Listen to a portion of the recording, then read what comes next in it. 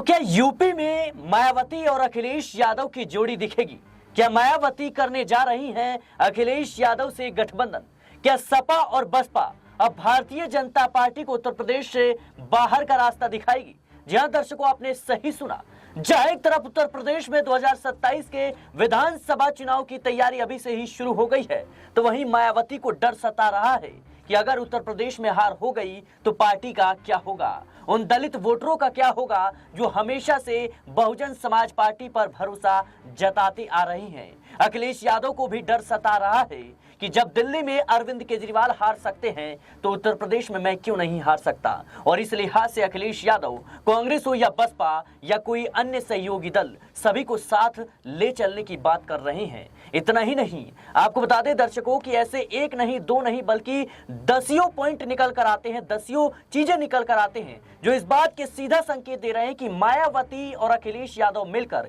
योगी को 2027 में बाहर का रास्ता दिखाने की तैयारी कर रहे हैं। सबसे पहले पॉइंट की अगर हम बात करें तो जातिगत जनगणना पर राहुल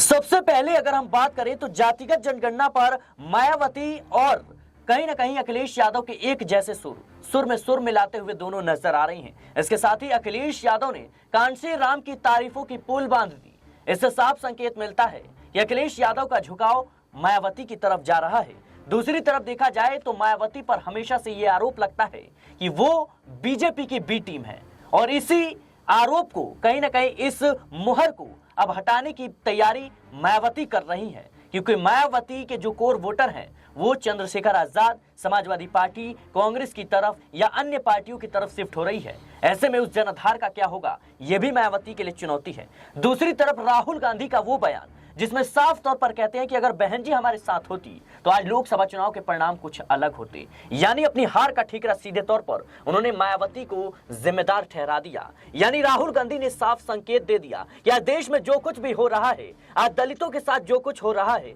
अल्पसंख्यकों के साथ जो कुछ हो रहा है, उसकी पूरी जिम्मेदारी मायावती की है, क्योंकि मायावती अगर हमारे साथ आ जाती तो आज सत्ता परिवर्तन हो गया होता। वहीं देखा जाए तो बुआ और भतीजे की जोड़ी अब भारतीय जनता पार्टी को बाहर का रास्ता दिखाने की तैयारी कर रही है। ट्विटर वाली राजनीति, जहां दर्शकों मायावती पर यह आरोप लगते रहे हैं कि मायावती जमीन पर अब नहीं उतरती हैं, वो बस ट्विटर के जरिए राजनीति करती है, और मौजूदा जो देश की राजनीति है उसमें ट्विटर से काम सिर्फ नहीं बनने वाला। उत्तर प्रदेश में आखिरी मौका, जी हां दर्शकों, देखा जाए तो महाराष्ट्र से लेकर यानी दक्षिण भारत से लेकर उत्तर भारत तक तमाम लोकसभा चुनाव, विधानसभा चुनाव में मायावती ने तमाम हथकंडे अपना लिए। आरोप भी लगाया कि मैं किसी के साथ गठबंधन करती हूं तो मुझे फायदा नहीं मिलता, लेकिन हरियाणा में उन्होंने इनेलो के साथ गठबंधन किया, महाराष्ट्र में भी चुनाव लड़ा, और अब बारी है बिहार की, दिल्ली में भी लड़ा, लेकिन सफलता कहीं हाथ नहीं लगी। ऐसे में अगर उत्तर प्रदेश में एक भी विधायक उनके झोली में नहीं आता है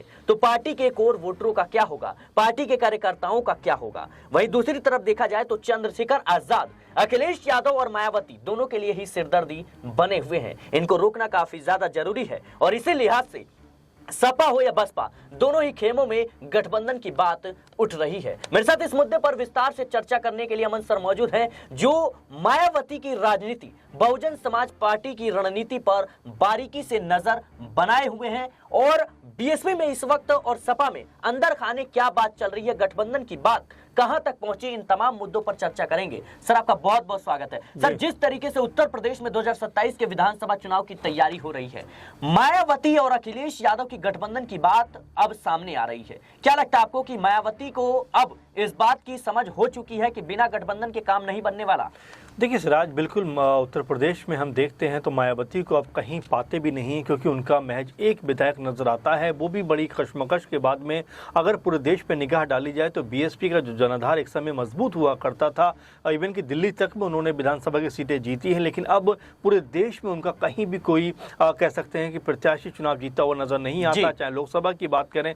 विधानसभा चुनावों की बात करें, आपने कहा था गठबंधन के बारे में जिक्र किया। उत्तर प्रदेश के लिहाज से एक समय मायावती ने कहा था कि गठबंधन करके उन्होंने अपने पैरों पर कुल्हाड़ी मारी। जब ये 2019 की बात है, जब अखिलेश के साथ में गठबंधन में मायावती जाती हैं और दोनों दल मिलकर चुनाव लड़ते हैं, उस वक्त मायावती को 10 सीटें लोकसभा की मिली थी, वहीं अखिलेश यादव की पार्टी यानी समाजवादी पार्टी महज 5 सीटों पर सिमट गई थी। 2022 में कहती हैं कि नहीं भाई, मैं अकेले चुनाव लड़ूंगी, मुझे जरूरत नहीं है सपा की, और सपा के साथ अगर मैं चुनाव साथ लड़ूंगी तो मेरा जनाधार कहीं ना कहीं खत्म होता हुआ नजर आएगा। लेकिन जब परिणाम सामने आते हैं तो पूरे उत्तर प्रदेश में 400 से ज्यादा विधानसभा की सीटें हैं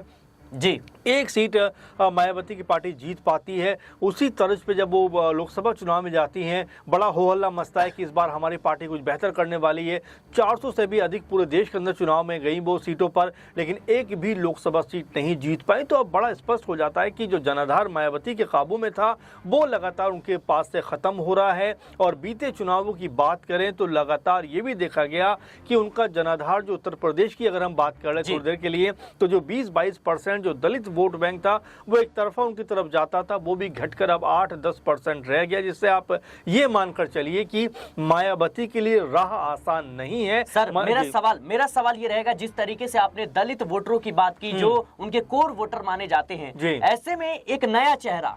चंद्रशेखर आजाद जो उभरता हुआ चेहरा है, खुद को दलितों का मसीहा कहता है, और जिस तरीके से जमीन पर चंद्रशेखर आजाद उतर रही हैं, जिस तरीके से चुनाव लड़ रही हैं, क्या अखिलेश यादव और मायावती दोनों के लिए चुनौती है और इसी लिहाज से ये दोनों गठबंधन की बात चल रही है? देखिए, मुझे अभी बहुत ऐसा कोई उम्मीद तो नहीं है कि चंद्रशेखर आजाद कोई बहुत बड़ा करिश्मा उत्तर प्रदेश में करने वाले हैं। ये जरूर कहेंगे कि अपनी जीत के बाद वो चर्चाओं में जरूर आ गए, लेकिन जरा आप बात करिए उनके अलावा पार्टी में नंबर 2 का नेता कौन सा है, तो आप किसी का नाम शायद ले नहीं पाएंगे। कुछ यही हाल अगर रहा आने वाले 2-3 साल के अंदर, तो मायावती के लिए एक मौका जरूर होगा कि अपने आप को अगर वो जमीन पे उतारती है। आपने भी शुरुआत में कहा कि अब ट्विटर के जरिए, सोशल मीडिया के जरिए राजनीति नहीं चलेगी, जमीन पे उतरना पड़ेगा। और मायावती से बेहतर भलाई कौन जान सकता है, जिन्होंने दलितों के अधिकार के लिए, दलितों के लिए संघर्ष करते हुए लगातार न सिर्फ रैलियां की बल्कि विरोध प्रदर्शन किया, लगातार सरकारों को बेबस किया, 3-4 बार मुख्यमंत्री रही। अब ऐसे में अगर वो जमीन पर उतरती हैं, यानी कि एक तरीके से लोगों के बीच जाकर काम करती हैं, एक बार फिर से अपनी पार्टी के लिए मजबूत तरीके से जनाधार इकट्ठा करती हैं, तो यहाँ पर उनका जो खोया हुआ वोट बैंक है वो वापस आ सकता है। और यही बात है कि यहाँ पर अगर सपा भी उनके साथ उत्तर प्रदेश के 2027 के चुनाव में आ जाती है तो बीजेपी के लिए बहुत मुश्किलें पैदा कर सकता है। क्योंकि अगर मैं आंकड़ों पर थोड़ी देर बताऊं आपको, तो तकरीबन 2022 की अगर बात करें तो ऐसा माना गया, या लगभग जो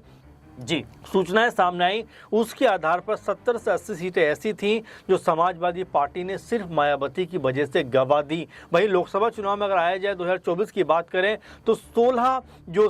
सीटें कह सकते हैं ऐसी रहीं जो मायावती की वजह से इंडिया गठबंधन को हारनी पड़ी। यानी कि एक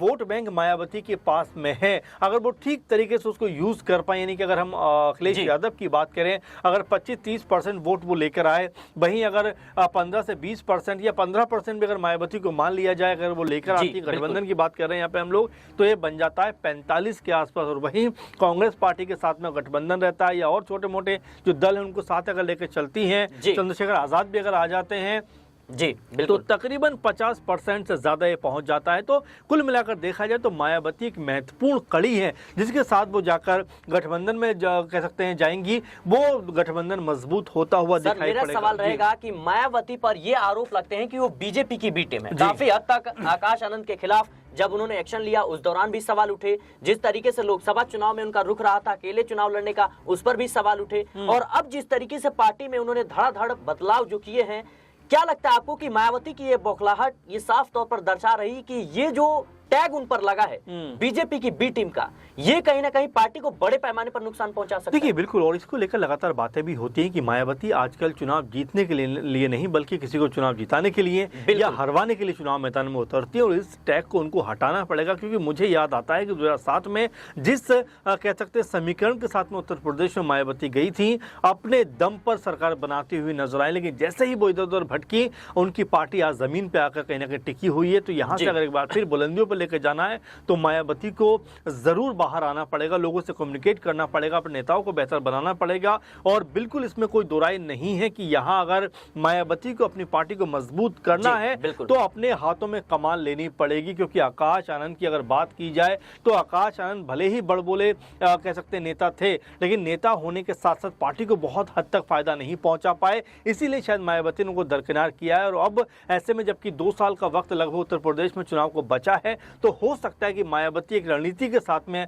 अखिलेश यादव के साथ मिलकर एक अलग तरह का माहौल यहाँ पर बनाते हुए नजर आए, क्योंकि अगर कांग्रेस पार्टी अच्छा सर, मायावती के खेमे में जो गठबंधन की बात चल रही है, क्या वजह हो सकती है? क्या मायावती को इस बात का एहसास हो चुका है कि जो दलित वोटर्स थे वो समाजवादी पार्टी की तरफ शिफ्ट हो चुके हैं? देखिए, एहसास की बात क्या है, मैं आपको आंकड़ा दे रहा था कि 8-10% अगर वोट उनके पास आ रहा है तो बिल्कुल उनको खबर है कि अब जो दलित वोट बैंक उनकी तरफ होता था वो कांग्रेस पार्टी की तरफ शिफ्ट हो रहा है, वो आजाद की तरफ शिफ्ट हो रहा है, वो सपा की तरफ शिफ्ट हो रहा है। यहाँ से अगर मायावती ने कमान अपने हाथों में नहीं ली तो पार्टी उनकी पूरी तरह से खत्म होती हुई दिखाई पड़ेगी, जैसा कि नजर भी आ रहा। वैसे में मायावती के पास में 2027 का एक सुनहरा मौका यहाँ से अखिलेश यादव के साथ, सुनहरा मौका या आखिरी मौका है? देखिए बिल्कुल, और उम्र के इस पड़ाव पर भी है, लगभग 70 के आसपास उनकी उम्र हो रही है। तो जाहिर बात है कि अगर आने वाले 5 साल की बात करें, 2 साल तो अब इसी में ही है और 72 की होती हुई नजर आएंगी। अगर इन चुनावों की बात करें, उसके बाद की अगर बात करें तो 77 के आसपास उनकी एज होगी। तो बिल्कुल मैं इसको भी आपकी बात को दरकिनार नहीं करूंगा कि यह आखिरी मौका भी है और सुनहरा मौका भी है, क्योंकि यहाँ पर अगर अखिलेश के साथ में गठबंधन करती हैं